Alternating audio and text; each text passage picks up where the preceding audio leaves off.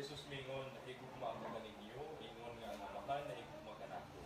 Pabiling ka mo sa akong gugma, kung tumano ninyo ang akong mga sugo, magpabiling ka mo sa akong gugma, sa mga ako nagtuman sa mga sugo sa akong amahan, kung nagpabiling sa iyang gugma.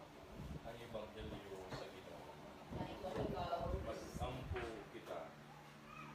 O Diyos sa tanang kabuhatan, mapasalamaton kaming naghalad sa pagdaig, kung sa gaso sa kinabuhi. Patalingbugi ang mga pag-ampo na iningi mo malagay.